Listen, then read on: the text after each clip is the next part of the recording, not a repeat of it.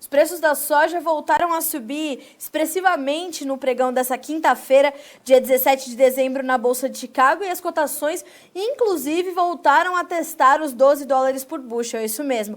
Nos contratos março, janeiro, março e julho, o mercado fechou na casa dos 12 dólares. Se isso vai continuar, se há fundamentos que vão ajudar a sustentar esse patamar, é assunto para a gente tratar agora com o Mário Mariano, diretor comercial da AgroSoia e da Novo Rumo Corretora. Mário Mariano, boa tarde, seja bem-vindo ao Notícias Agrícolas.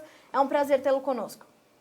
Obrigado, Carla. Obrigado pelo convite que podemos dividir nesse último encontro do ano, pois encerramos as atividades nessa próxima sexta-feira, e poder discutir e levar essa mensagem para os nossos amigos, tanto os internautas como aqueles que nos assistem através do seu canal, indicando que batemos os 12 dólares por bushel nessa quinta-feira, numa tarde bastante especial, quando se tem ainda várias notícias ligadas ao fundamento, a demanda, clima, câmbio, e que talvez nosso último encontro seja suficientemente bem bom para poder trazer o melhor destaque e entendimento de toda essa movimentação ao longo do ano. Estou à disposição. Vamos adiante. Mário, vamos primeiro entender, então, o que fez dessa tarde de quinta-feira ser uma tarde especial, porque o mercado, de fato, começou mais tímido, né, oscilando ali entre pequenas altas e pequenas baixas, mas teve força. E me parece que isso veio depois do relatório do USDA de vendas semanais para exportação. Esse foi um dos fatores, de fato, a dar combustível para os preços nessa quinta, Mário?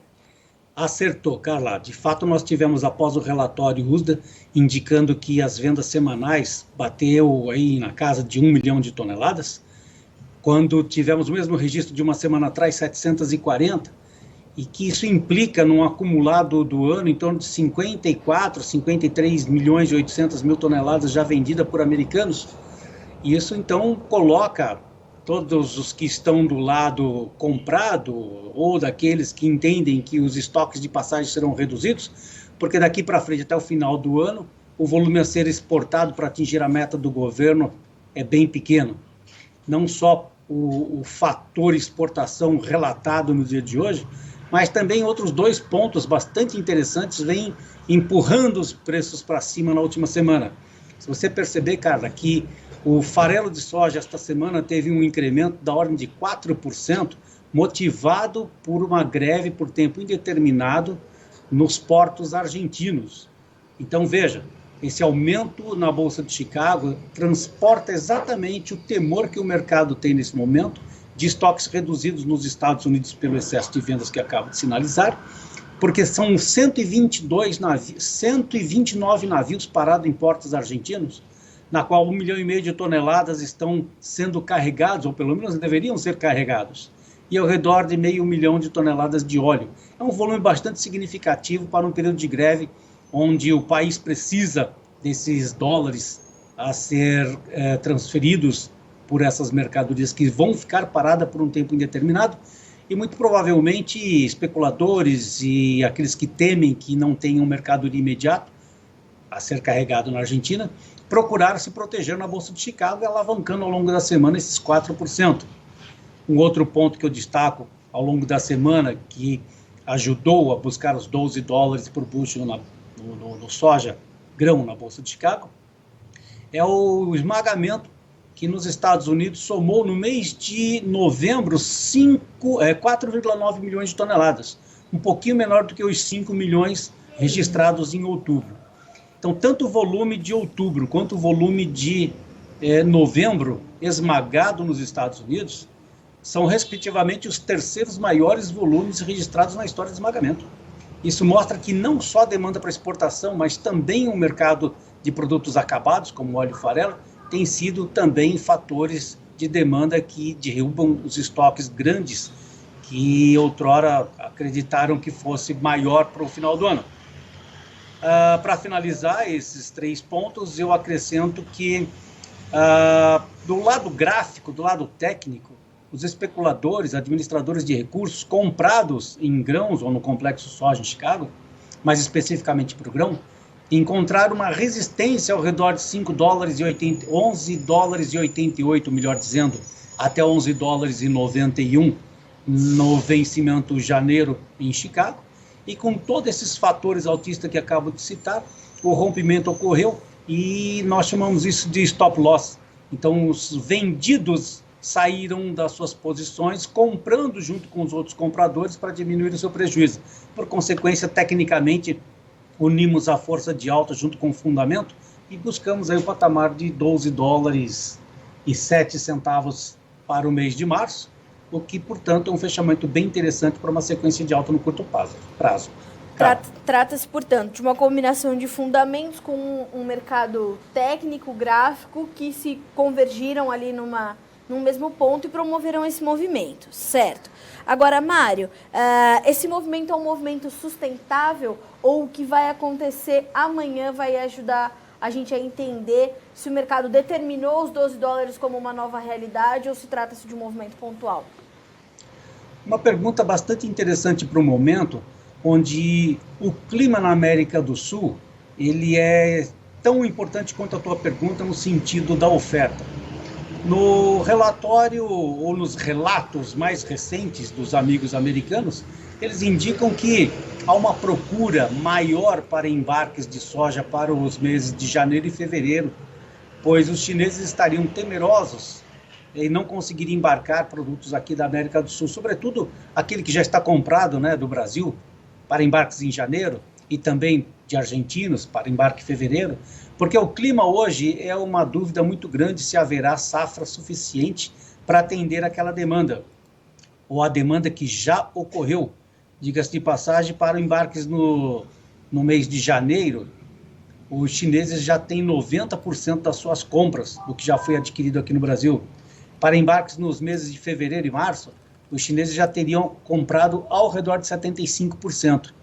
Então, essa sua demanda num primeiro trimestre de 21 é significativa, onde já está adquirido, e se não houver o embarque, vai ficar bastante atrasado a demanda logística e que pode, porventura, fazer uma cobertura na Bolsa de Chicago.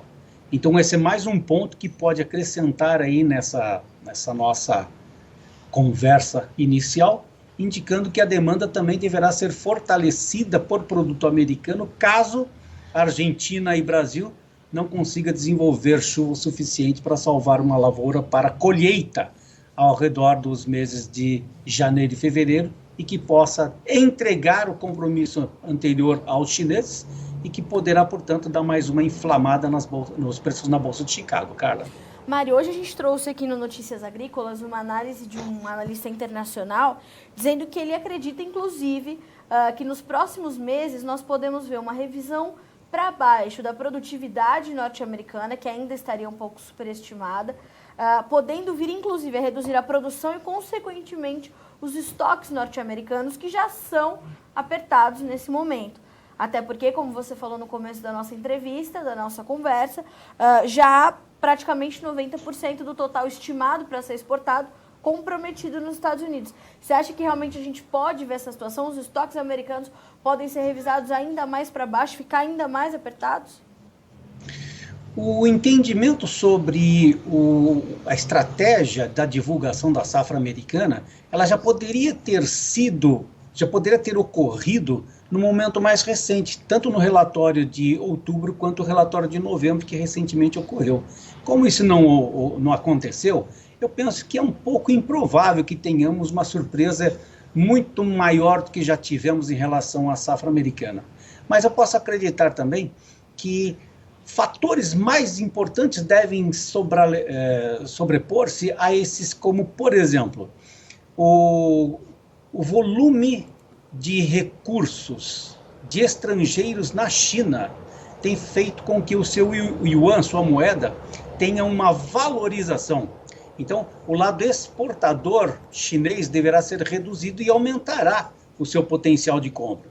Então, é muito provável que do lado da moeda sobressaia-se uma intenção de compra muito maior do que um pequeno ajuste ou um ajuste que, porventura, venha a ocorrer na produção de soja americana.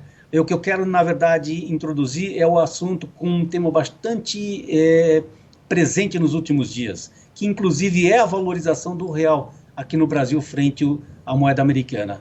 Nós estamos vivendo um momento muito semelhante ao chinês, onde a entrada de investidores estrangeiros aqui na B3 para ações é um dos maiores. Ao longo do ano nós já temos aí uma entrada ao redor de 110 bilhões de reais.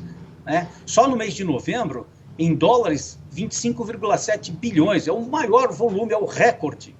Vamos voltar agora do lado chinês. Se ambas as moedas tiverem este fortalecimento, o seu poder de compra aumenta. Então é muito provável que o chinês, através da sua moeda, possa ter um poder de compra maior de produtos, seja americano, seja brasileiro.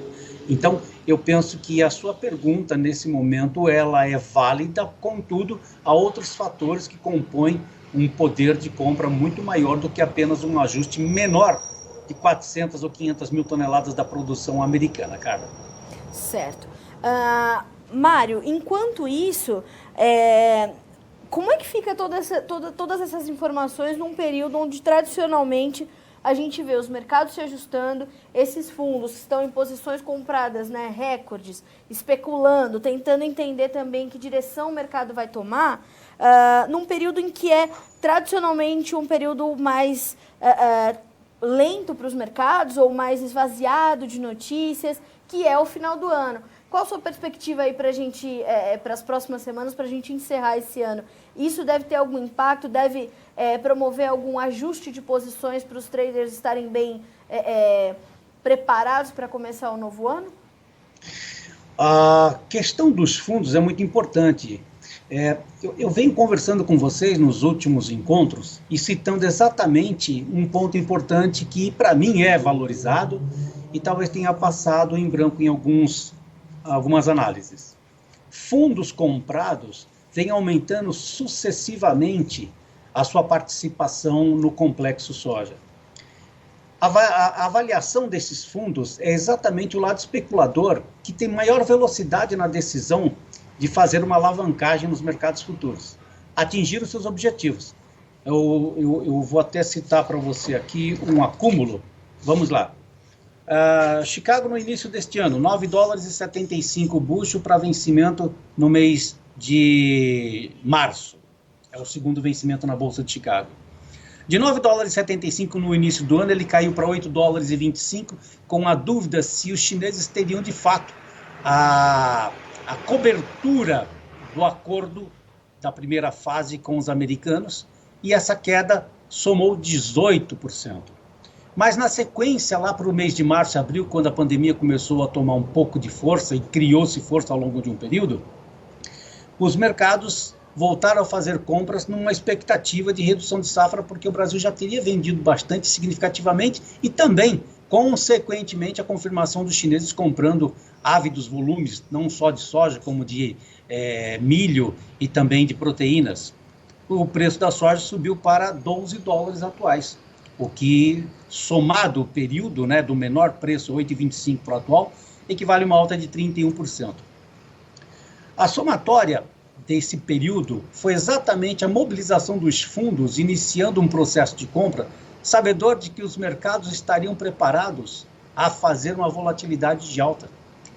Hoje, né, estamos aí no dia 17, provavelmente os fundos deverão reduzir as suas posições compradas para fechar o ano e selar essa lucratividade grande e alta ao longo de todo esse processo.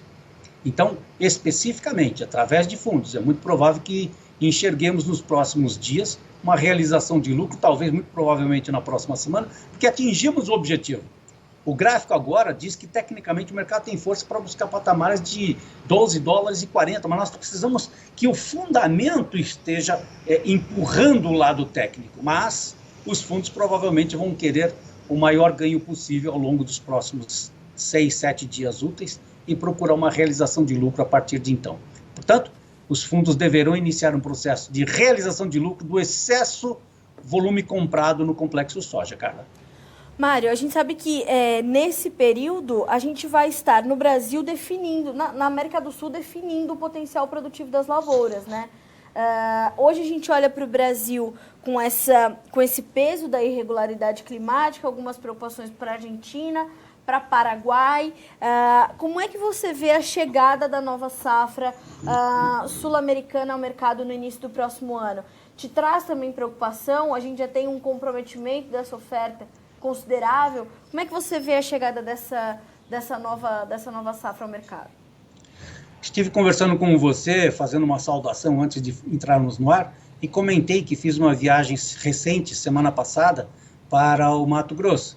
E no meu percurso de 3.900 quilômetros de carro, eu não recebi chuva além do que duas, uma na ida e outra na volta. Será que de fato as chuvas, tanto para os estados do Mato Grosso do Sul e do Mato Grosso, que caíram nesta semana foram suficientes para poder melhorar as lavouras? Nesse momento a minha resposta é bastante cética, porque estando presente lá no Mato Grosso, na região ali do Médio Norte, eu percebi que entre Diamantino, Mutum, Tangará da Serra, a região chamada Desciolândia, que fica entre Diamantino e Tangará da Serra, eles tiveram problemas sérios de chuva, assim como o oeste, Campo Novo do Parecis, Brás Norte, Sapezal. As chuvas que ocorreram nos últimos dias, de fato, trouxeram sim, uma melhora significativa, porque já haviam lavouras com 19 dias, 20 dias sem chuva, e essas chuvas que vieram recentemente deu uma aliviada boa.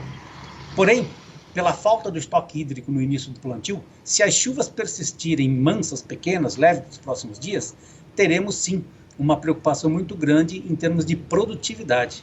E eu não sou nenhum engenheiro agrônomo para poder dizer sobre o que isso trará em termos de prejuízo daqui para frente, mas com os produtores com quem conversei ao longo daquela semana, cara, todos eles são muito céticos em afirmar que uma produção seria maior, porque são 36 anos, né, de estrada, de produção naquela região que eu participei e que teve bem pouca chuva este ano. Então, aquele que já está calejado dentro do Mato Grosso, plantando nesse período longo, viu pouca chuva, está preocupado e sabendo que o rendimento deverá ser reduzido. Quando você me questiona sobre essa questão da safra entrando para o próximo ano, eu até vou apontar que para o Mato Grosso a percepção do americano não é de tamanho prejuízo, tanto que eles estão indicando ainda uma produção ao redor de 133 milhões de toneladas, quando algumas empresas aqui no campo brasileiro já estão estimando 128 milhões de toneladas, uma diferença de 5 milhões que faz muita diferença no sentido de que a oferta reduzida da América do Sul esse ano colocará um mercado na Bolsa de Chicago com uma tendência de alta mais longa, mais prolongada. E eu queria fazer um contraponto na sua pergunta antecipadamente, dizendo que hoje a preocupação comparado com o Brasil, o americano enxerga como a estratégia de alta na Bolsa esteja mais voltada para a preocupação argentina. Porque a preocupação argentina sobre o maior fornecedor de farelo para o mundo fará com que tenha uma redução dessa demanda e muito provavelmente essa demanda cairá no colo americano. Portanto, aquele que está, através de fundos, hedgers de compra ou mesmo os de vendas, olham e entendem que o mercado argentino nesse momento é muito mais preocupante em termos climáticos do que o brasileiro. Então, Carla, recebi hoje relatos indicando que devemos ficar atentos a chuvas na Argentina e também essa preocupação com a paralisação nos portos, que está mais preocupante do que o brasileiro. E só para finalizar essa questão, os preços aqui no Brasil estiveram paralisados nos últimos tempos por conta desta receita dólar, Chicago e prêmios, e os prêmios para os embarques em janeiro e fevereiro não tiveram mudança nenhuma.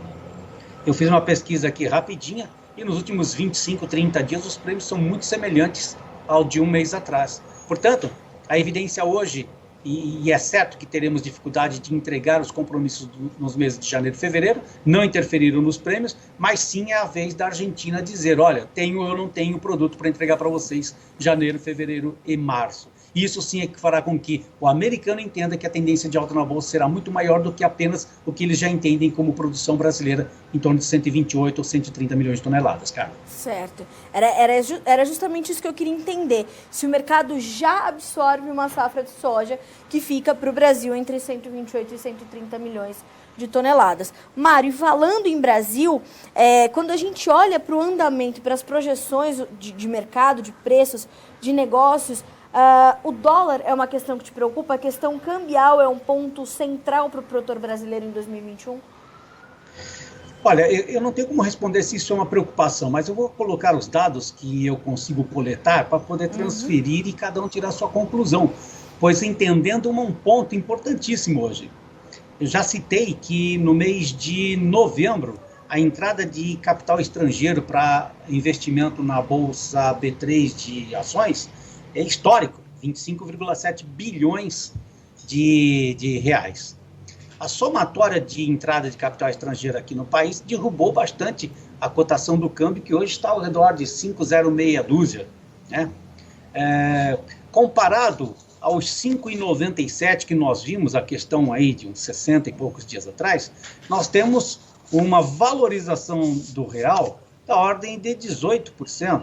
Isso me parece bastante significativo, pois nesse momento você vê Bolsa de Chicago em alta, o real se valorizando, caindo com o dólar, aumentou o valor em dólares no ativo do produtor.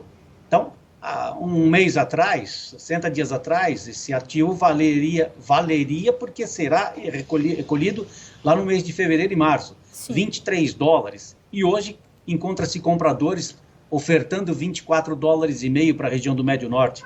Então, neste momento, com a valorização do real, teremos, sem dúvida nenhuma, um aumento, um ganho, né, em dólares para o país e, por consequência, no ativo do produtor.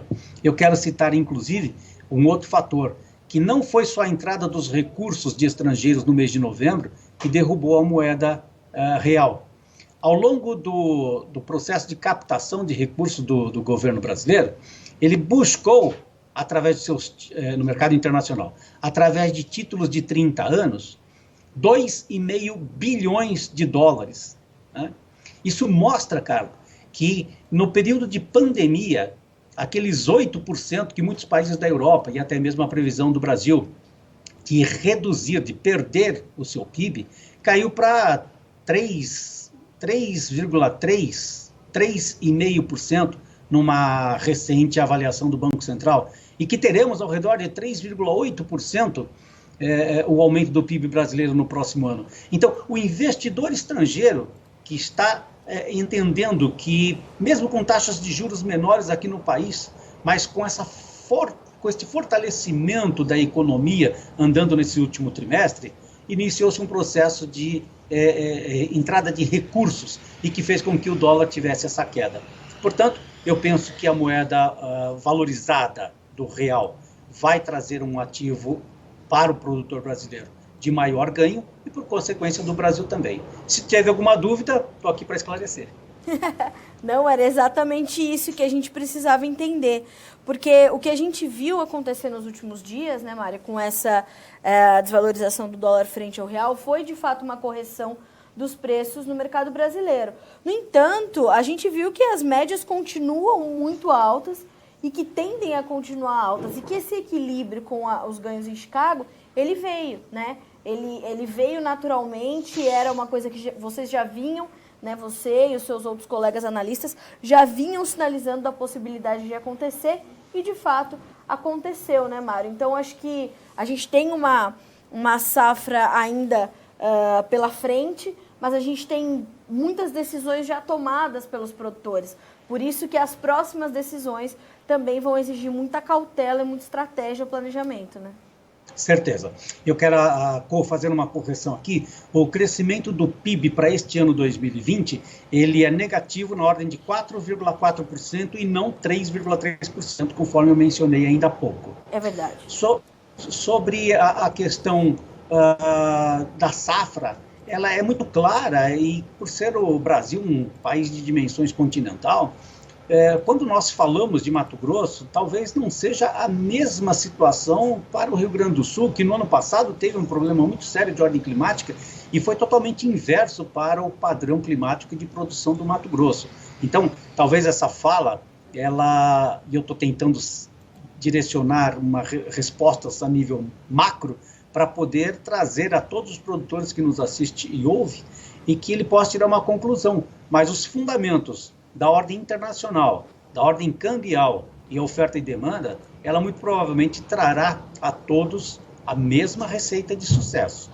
E sobre o seu ponto ou contraponto no sentido do acerto sobre uma previsão de redução do dólar sobre o real, isso não é um privilégio meu. Nós temos assistido ao longo de todo o ano uma quantidade imensa de produtores fazendo vendas de soja em reais, casando com dólares, comprando insumos para poder pagar um preço menor quando tivesse ou quando chegar a data do pagamento. E isso nós comentamos em várias vezes, e é um dos grandes fatores de ter elevado significativamente o índice, indicador de compromisso de venda futura da produção brasileira, cara. Sim. Então, isso não é um privilégio, não é uma lógica nossa, mas é meio que generalizado, né? O descolamento foi muito grande, e eu realmente tive a intenção de trazer a vocês exatamente essa avaliação aqui, olha. O início do ano nós tínhamos um dólar, ou melhor, um real de 4, vou corrigir, um dólar de 4,025, que chegou até R$ 5,97 para um dólar, e agora caiu para 5,06. Então você vê, é uma volatilidade muito grande, são 33% do menor para o maior preço ao longo de um período curto, que fora do mês de janeiro até o mês de agosto ou setembro recentemente. E agora, essa valorização do real. Então, o produtor viu que havia uma possibilidade boa de adquirir insumos para a safra que foi plantada, por um preço dolarizado, que ele vendesse a soja em reais, correndo risco cambial, sim, mas bastante confiante e certo de que poderia ser uma receita de sucesso, e agora se confirmou. É isso, cara. É isso. Mário Mariano, te agradeço muito pela companhia, não só nessa quinta-feira, mas durante todo 2020, mais um ano, né, que estamos juntos, não só eu, mas toda a equipe do Notícias Agrícolas. Você é sempre em contato comigo ou com o Alex, mas indiretamente com toda a nossa equipe também, já há muitos anos. Te agradeço por 2020, um ano que foi tão desafiador para todos nós, né, mas ainda bem que conseguimos levar adiante nosso trabalho. Te agradeço de coração, te mando o meu abraço mais sincero e apertado, espero que possamos estar juntos logo. Te agradeço mais uma vez por saber, principalmente que em 2021 também estaremos juntos novamente, Mário Mariano.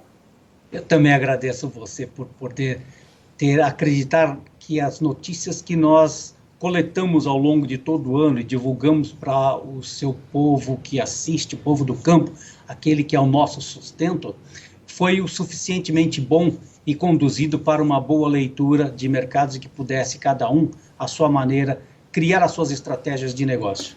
Essa confiança eu agradeço e também complemento dizendo que já estamos juntos, né, Carla? Provavelmente há uns 17 ou 18 anos, não só neste canal, como em outros também.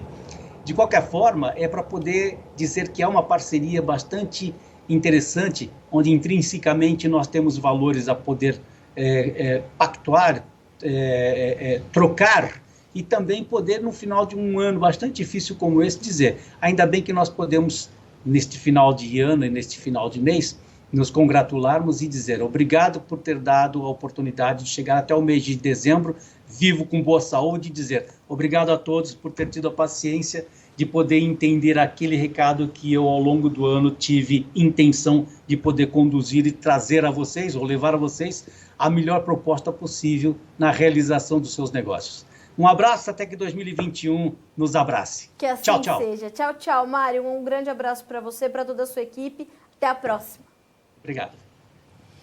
Mário Mariano conosco nessa tarde de quinta-feira, 17 de dezembro de 2020. Estamos quase concluindo esse ano. Temos ainda alguns dias de mercado pela frente. A gente vai continuar monitorando tudo para você por aqui. Bom, mercado então alinhando uma série de fatores nessa quinta para voltar a subir e a subir expressivamente. O mercado fecha então com ganho de mais de 15, 16 pontos nos principais contratos, já a gente vai ver as cotações, sinalizando um reflexo da demanda forte por exportação dos Estados Unidos. 90% do programa exportador de soja dos americanos já está concluído, ou seja, 90% do volume estimado para ser exportado já está comprometido com as vendas. Nós temos uma demanda interna, o esmagamento está forte nos Estados Unidos, a China volta a comprar soja norte-americana, nós temos ainda preocupações com o clima nos Estados Unidos, nós temos uma greve na Argentina, enfim, uma série de fatores que se alinharam, então, portanto, nessa quinta-feira para resultar em ganhos bastante expressivos e levar os preços de volta aos 12 dólares por bushel. Como explicou o Mário Mariano, a gente tem terreno para manter, a gente tem terreno para manter esse patamar de preços, mas isso está muito atrelado também ao que vai acontecer, principalmente com o clima na América do Sul nas próximas semanas, e mais do que isso a gente tem que olhar também para a questão técnica, ao lado das questões fundamentais e do comportamento dos fundos, dos especuladores, como é que eles vão se comportar, principalmente nesse período do ano, onde é típico um movimento de realização de lucros, de ajuste de posições para fazer esse encerramento de 2020. A gente vai monitorar tudo por aqui. Para o Brasil, claro, ponto central na questão cambial. Isso vai ser determinante para que você possa fazer bem a sua comercialização e começar 2021 com boas estratégias, com um bom planejamento. Vamos ver como ficarão os preços na Bolsa de Chicago nessa quinta-feira. A soja fecha para janeiro com 12 dólares e 1 cento por bushel, uma alta de 17 pontos, mais 75. O março fecha com 12 dólares e 5, subindo também 17 pontos e 75. O julho, 12 dólares e 3, com alta de 16 pontos. E o agosto, 11 dólares e 79, subindo 15 pontos e meio. Se a gente passa para os preços do milho, a gente vai ver as cotações também fechando em campo positivo. O março fecha com 4 dólares e 32, subindo 5 pontos. O maio, 4,34, mesmo fechamento para o julho, também 4 dólares e 34 centos por bushel. E o setembro, 4 dólares e 18, altas de 2,75 a 5 pontos. Concluindo com os números do trigo. Trigo também fecha com bons ganhos, o março 6 dólares e 9, o maio também 6 dólares e 9, o julho 6 dólares e 2 centos por bushel e o setembro 6 dólares e 5. As altas ficaram entre 7 pontos e meio e 10 pontos e 75 nos principais contratos negociados lá na Bolsa de Chicago. A gente fica por aqui com esse boletim, mas segue a nossa programação para que você seja sempre o produtor rural mais bem informado do Brasil.